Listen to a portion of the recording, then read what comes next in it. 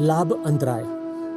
કોઈને કોઈ પણ પ્રકારનો લાભ થતો હોય અને તેને આપણે આંતરીએ, રોકીએ, અવરોધરૂપ બનીએ તો એથી આપણને લાભાંતરાય પડે.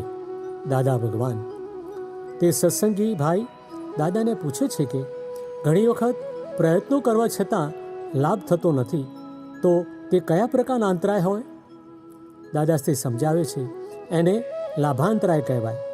રાજા કોઈના પર ખુશ થઈ જાય એટલે કારભારીને કહે કે ભાઈ આને 1000 રૂપિયા આપી દેજો, ત્યારે પેલો કારભારી 100 રૂપિયા આપે. કેટલીક જગ્યાએ તો કારભારી ઠાકોરને સમજાવી દે કે આ માણસમાં કશું છે જ નહીં, આ તો બધું ખોટું છે.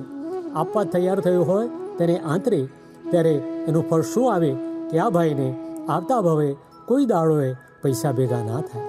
અહીં લાભાંતરાય થાય. કોઈના લાભને આપણે આંતર્યો એટલે લાભાંતરાય થાય. એટલે જેમાં તમે આંતરો પાડો કે તેનું ફળ તમારે ભોગવવું પડે. સારા કામમાં અનુમોદન આપો તો તે જેને આપે તેને લાભ થાય છે અને પોતાને લાભ થાય છે. જો આપણને કોઈને અનુમોદન ના આપીએ તો આપણામાં અનુમોદના કરનાર કોઈ મળે નહીં. દાદાશ્રી આગળ સમજાવે છે, આ તો બુદ્ધિના ડખાથી આંતરા પાડે છે. લોકોને જે પ્રાપ્ત થતું હોય તેમાં તમે બુદ્ધિથી આંતરો પાડો કે ભાઈ આમાં શું આપવા જેવું છે. કોક આપતો હોય તો આપણાથી આવું ના બોલાય. આમ બોલવું એ બુદ્ધિનું ડાપણ છે ને એ મારી નાખે માણસને. મોટી જવાબદારી ઊભી થઈ જાય.